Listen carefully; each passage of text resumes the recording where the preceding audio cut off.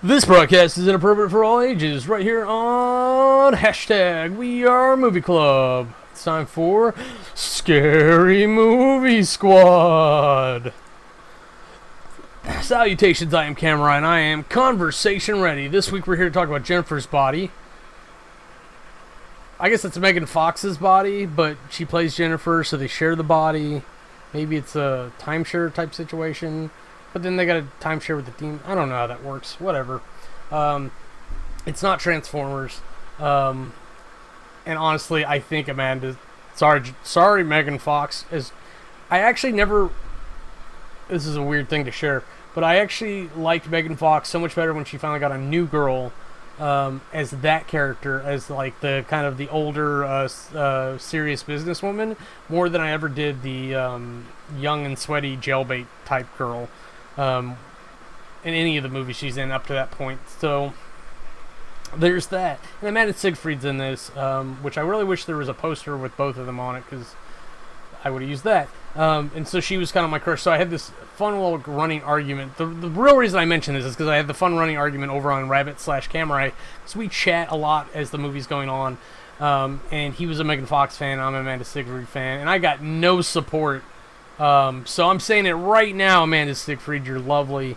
And as lovely as Megan Fox may be, I'm in the Amanda Seyfried camp. So,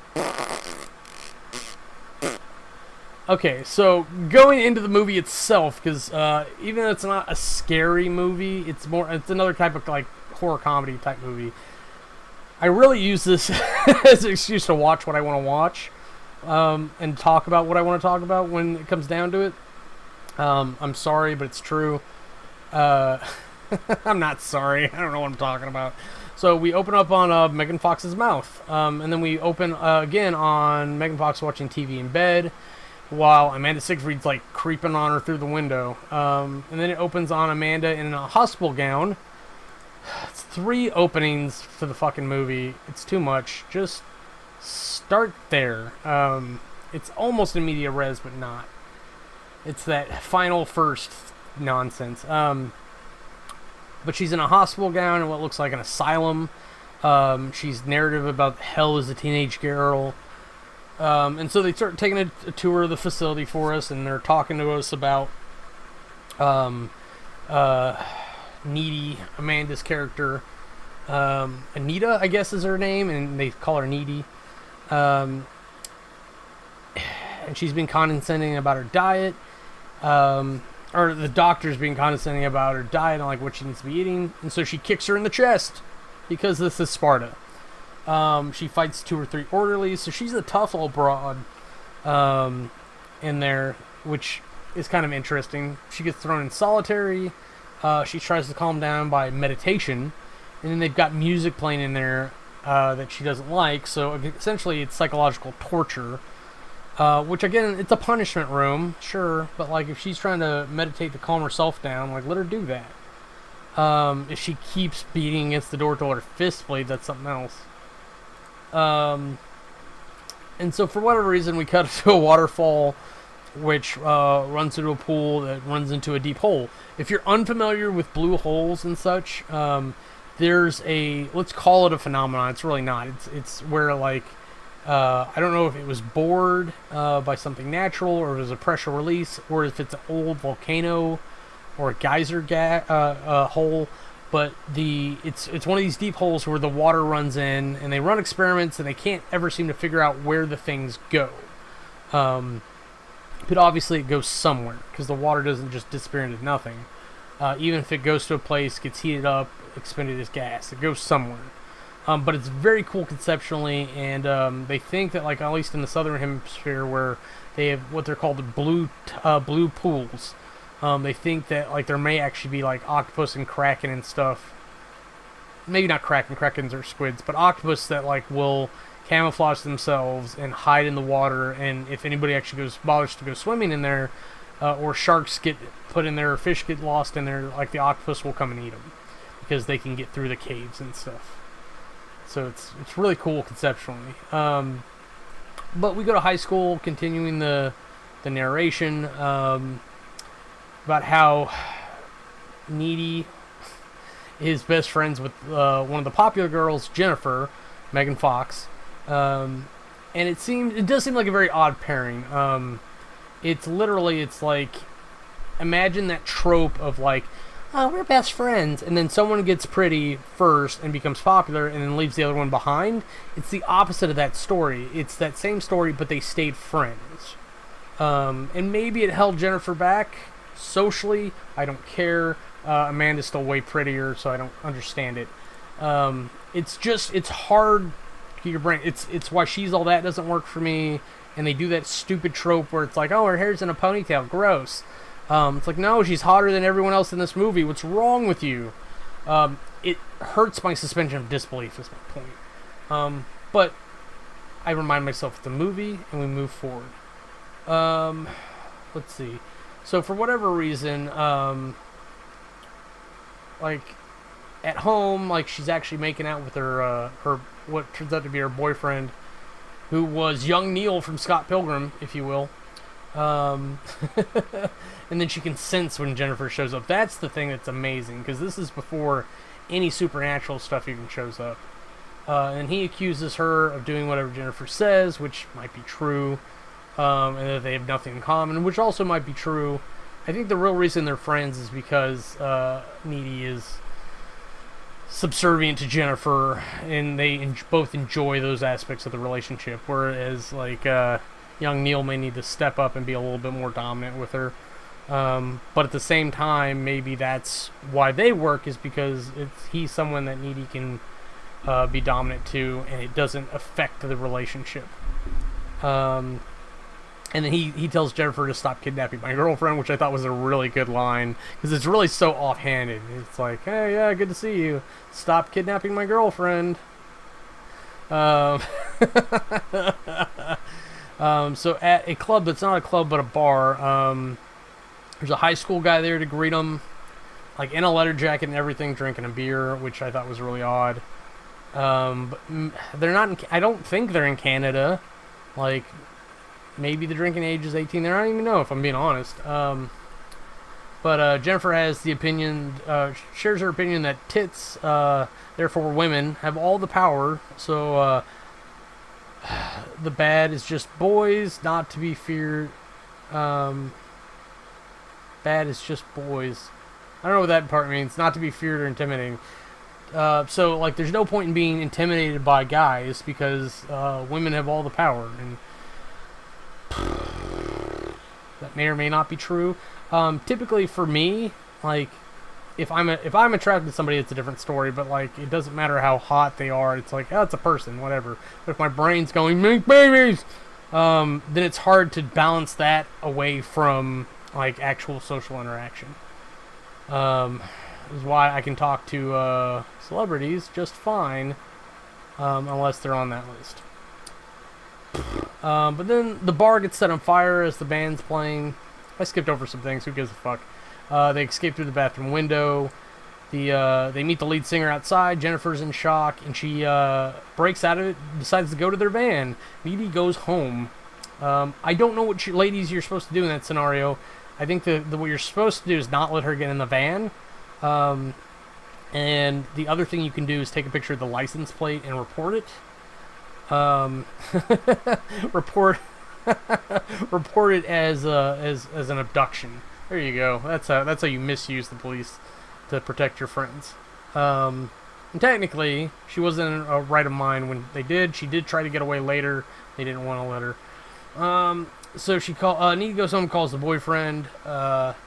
She's worried about Jennifer. The boyfriend is not. There's a doorbell. No one's there. Someone's in the house. They go to investigate, and sure enough, it's Jennifer. Just being creepy with blood all over. She's like dripping blood too. It's not just like a little bit of blood. She opens the fridge to eat chicken off the floor, as you do. And it's like a little $5 chicken, so like Needy's being like a little bitch about Jennifer ruining the chicken for her mom. And then she roars at Needy, which is fantastic. It's probably one of the best parts of the entire movie, because it's like, I can't imagine the direction on there. It's like, I need you to roar at her. What? Roar! He throws up all the black goop. which honestly I would have kept that shit, all the black goo. I wouldn't have ate any of it or anything, but I would have put it in a bucket, Tupperware, or something. Get that shit analyzed, because that's amazing. And then she laughs, she grabs Needy, she holds her, and it's like, are you scared? It's right up to her jugular, kind of tastes her neck, and throws her away and leaves. So, like, who the fuck knows? Who the fuck knows what any of that was supposed to mean? That's the whole point, is to incite terror through the unknown. There's two things that really fuel horror movies. Typically, it's stupidity, but the unknown. Playing on the unknown is the best way to get a solid creep effect. Stupidity just kind of moves the plot forward in a manner that's required sometimes. So at school, Needy's still kind of in shock over the whole thing. Jennifer isn't acknowledging the previous night, even like showing her like her messed up fingernails from cleaning up all the gunk. She's like, yeah, you need a mani. She's talking it out with her boyfriend. The jock ends up crying a lot, which was kind of a funny aspect to see. And the goth guy ends up telling Needy that he's glad she didn't die, which was a nice way to introduce him. Like, yeah, he's obviously a goth guy. Yeah, he's obviously got some kind of weird rep behind him. It's like, I'm glad you didn't die. It shows him to be a good guy. For the most part. I mean, teenage boys, whatever you want to take from that, sure. So, for whatever reason, Jennifer goes to meet the crying jock in the football field. So I guess maybe that's just his happy place. Let's go with that. Because there's not a lot of reasoning behind a lot of this movie. It's like, oh, we need her to do this. Just make it happen. And so they go into the woods. Terribly disappointed that song didn't play when they did that. And then she acts like she's going to go down on him. She pushes him up against a tree. And then her mouth morphs, extends, whatever, and she attacks. A teacher hears him scream, and it's Cave Johnson again. Oh man, it's so funny how people link up throughout everything, because it's young Neil from Scott Pilgrim, between this and Scott Pilgrim, and then Cave Johnson between Jennifer Body and La La Land. It's so funny. There should be a 6 degrees of separation game to play with in We Are Movie Club. So he goes to investigate to make sure everything's okay, that like a kid doesn't need his shoulder to cry on, I guess. Or they need a hook hand to hold. But he finds the kid's body. At home, Needy's talking to her mom about life and stuff. And we go back to a lake, and Jennifer's swimming naked. I'm sure for everyone's enjoyment but mine. The point, I think, is that it cleans off all the blood. Back at home, Jennifer's enjoying the power-up from her meal. She calls Needy, kind of like talking to her about stuff in like a weird, vague manner. Boyfriend calls Needy, and so like to kill time, she uses a lighter on her tongue. Like, that is a great way to take something that would normally be an interruption to the story to actually give expositional information through action. So as ham-handed as some of the connecting transitions are for this movie, things like that are done beautifully well. She even, like, Needy comes back to tell her that she's going to go and talk to her boyfriend, and then all Jennifer says is, I am a god. And that's, if you ever want to end a conversation with somebody, that's the way you do it. You just tell them, I am a god, and walk away.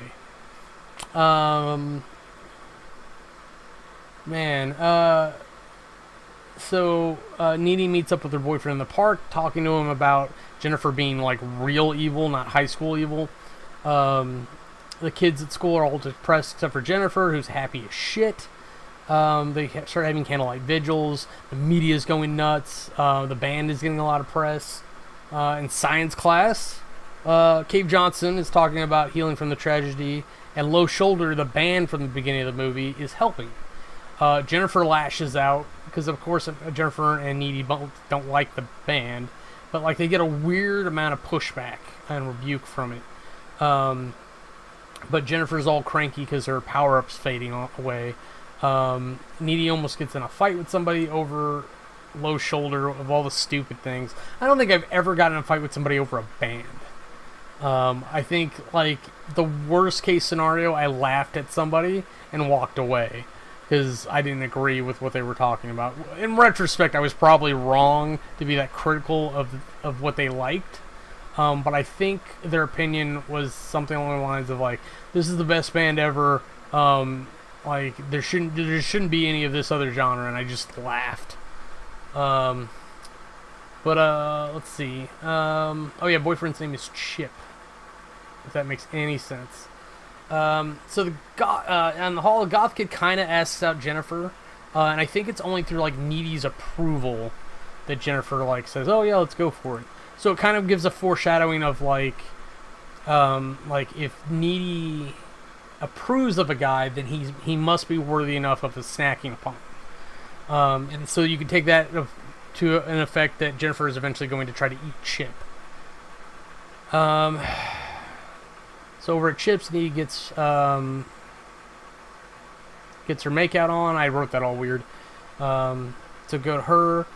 But it kind of pairs up with Jennifer making out with the Goth Kid. But of course, Jennifer took him to some abandoned house where the door's barred, and he's just determined enough to climb up, like, through a window and shit to get in. And there's some, like, raven in there to scare him, and there's this candlelit room that she's, like, hiding in the corner. And there's this really great line. It's so funny. Because I think she appears and they're talking, and, like, maybe she licks his face right beforehand.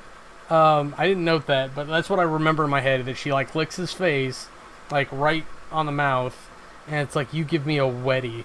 And I want that to be more of a more natural term, like Woody or boner or whatever. Like, why isn't that a term? It's such a stupid thing that, like, women are still kind of shamed for having, like, sexual feelings. It's like, I want them to have sexual feelings because that means that, like, we both have sexual feelings and we can express that without shame, whether it be private or public or whatever. So, like, I don't. It's so weird. It's like, we don't. Society doesn't want women to be sexual, but they want them to be sexed upon, which is rape. I don't know. I don't understand. Humans are stupid. Let's just make new rules. Weddies for everyone. So there's that weird sync up between them all making out and getting it on. Jennifer's eyes start shifting back and forth, and or shifting to, like, the yellow demon eyes. It's like, "I need you frightened. I need you hopeless." And she starts attacking the goth boy and eating him out, or not eating him out, but eating his guts out. It doesn't sound any better either. But and then Needy starts freaking out during sex because of whatever connection they had before is just empowered. She starts seeing, like, blood on the ceiling, the dead jock in the corner, watching them fuck, I guess. And then Jennifer crouching like a gremlin. Creepiest thing I've seen for a while, honestly. That was pretty rough shot of Megan Fox there. And then, of course, idiot young Neil, or Chip, is like, "What's the matter? Is it too big?" No, I'm pretty sure the answer to that is it's always no, unless it's just impossible. Like, if she's scared of you, then that's a possibility. But women will tell you. Women will let you know that they're concerned about that. I wouldn't know from personal experience. Anyways, so Needy ends up running out of the house, which is really nice of her to bang and leave like that. But I don't know where she thinks she's going, though. I guess she's trying to go home. But she almost hits Jennifer with her car, and it could be an illusion up to that point, but then Jennifer jumps onto the car, like, she's just got to show her best friend what's up, like, right after she eats somebody. Like, it's this weird thing. It's like, "Look at this new Pokemon I caught." So at home, Needy calls her mom. No mom.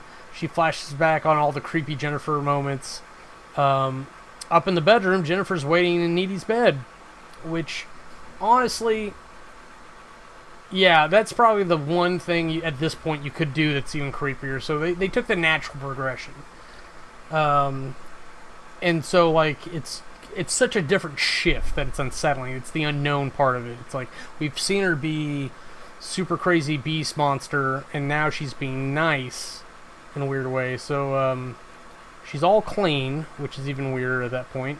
She was a bloody mess before. And then she kisses Needy. They full on make up until Needy freaks out.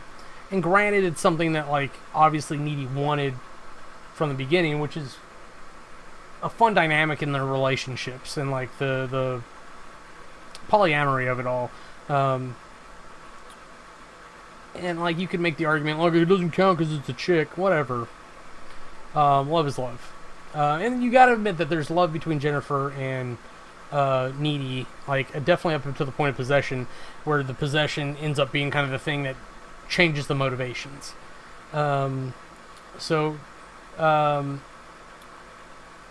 There's actually and there's a point to the makeout scene. It's not just let's watch these two make out. It establishes some character to both of them. It explains a lot of that relationship without having to verbalize it, which I really love that this movie does that. It doesn't bog us down with lots of exposition. We got some bad narration at the beginning.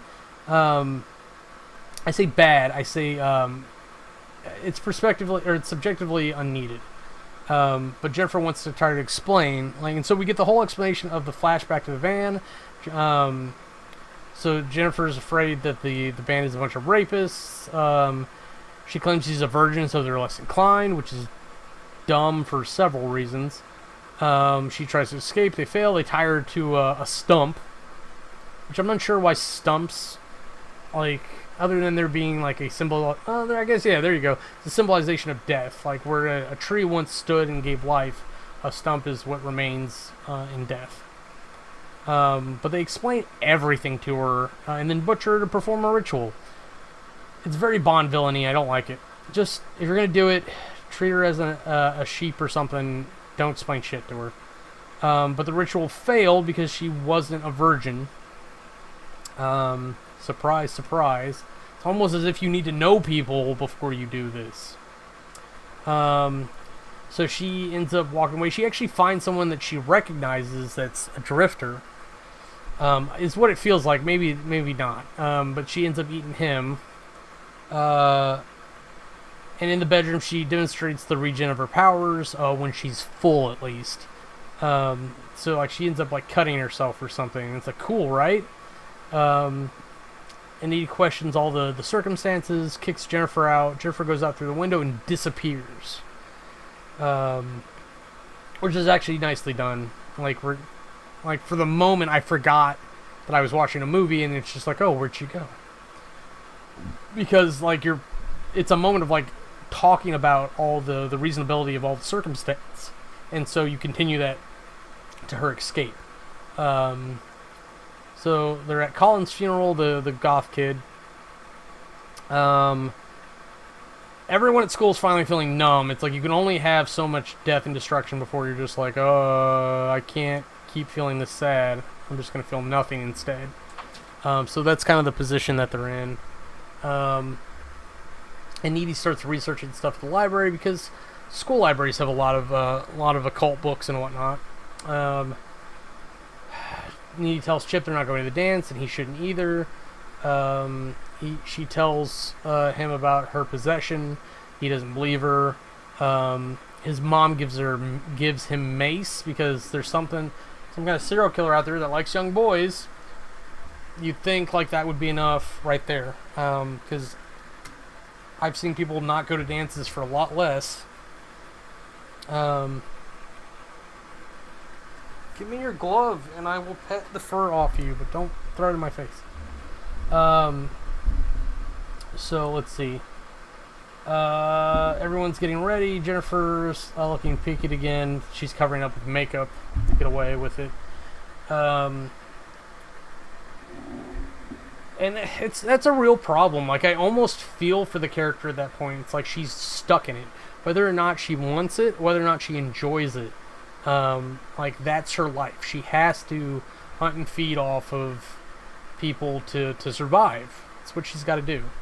So outside, Jennifer ends up intercepting Chip, lies to him about Needy and her, kisses Chip, and of course Chip's a horny teenage boy, so he's going to go with it. but Jennifer wants, I don't know if she wants a flaw on him or what, but she wants him to say that she's better than Needy, which I guess is weird enough for him that it stops the makeout session. They end up going to the pool, and it's literally the worst indoor pool ever. There's trees in the indoor pool. There's holes in the walls. There's like other plants and stuff everywhere. So they sit on the edge, they talk, they kiss. He has regrets, and she throws him in the water, because that's the natural reaction. Needy literally climbs a tree and vines to get through some, I'm going to call it a window. It's a hole in the wall. She sees them making out, but it turns out that she's just chewing on his neck. You know, as you do. And she's all morphed out, and then she dives in to scare Jennifer off. Chip gives Needy the mace, that's right. Jennifer throws up and then levitates. And then Needy even undermines it, which I thought was a really nice thing. It's like, what do you do in this situation where, like, it's apparent that someone has supernatural powers and your death in mind? Like, yeah, just undermine them. Make them feel bad about it. It's like, it's not, she's not flying, she's levitating. It's not even that impressive. I was laughing so hard. I'm still laughing. It's a great movie. Again, it's funnier than it is scary, but it's great. So they have to get out of the pool. They have like this weird social argument about everything and expectations and what's going on, which builds to Jennifer getting ready to attack Needy, interrupted by Chip putting a pole through her. It's like one of the pool skimmers. He puts the pole in through her. And Megan Fox has a fantastic line of, "Do you have a tampon?" And then pulls the pole out and goes out through the window. Chip ends up dying because he took like a bite to the neck. At some point during this, Jennifer bit Needy too. I didn't make a note of that. Needy's freaking out, of course. And so back home at Jennifer's, like, Needy's perusing the yearbook like a menu. She's like circling guys like you would a catalog, like making notes of yummy. So I don't understand what the quality is that she has to go and look for in order to, like, get more out of a meal, especially since it's not eating the person that's doing it, because she's leaving a lot behind. Of course, you can only eat so much, and she's basically like a cheerleader, so how much do they really eat? Honestly, they should be eating enough. Hi.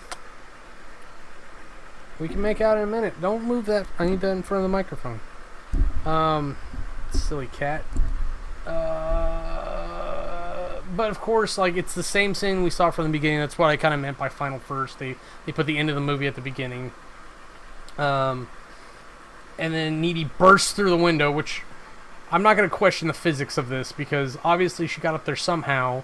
I'm assuming there's a tree outside that she jumps through the window. She attacks Jennifer because she knows Jennifer's still weak enough where she can take her. But Jennifer... Oh, no, so now Jennifer bites Needy in the bedroom. That's right. She says that she likes the taste. There's some shitty line in there about, like, "Oh, I thought you only ate boys." It's like, I go both ways. What is this? And then, you know what this is for? And she pulls out like a box cutter. Cutting boxes, which the line is supposed to, like, it's supposed to be calling Jennifer a box because they can't say cunt. It shouldn't be that funny. But Needy ends up cutting Jennifer. Jennifer ends up levitating him, so there's this cool floaty fight with some really shitty wire work. Like, it should have been a lot cooler. Granted, now these are both main actresses that don't normally do wire work. Plus, it's in a high school bedroom, so, like, you only have so much to work with.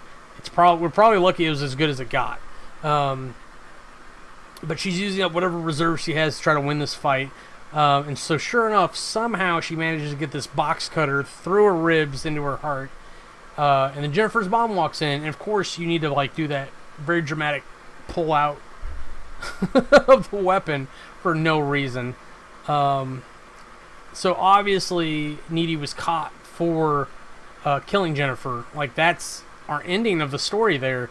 But we continue and go to the facility for the epilogue. And Needy explains how she managed to absorb powers from Jennifer's bite, which is like this weird thing I never heard of. Now,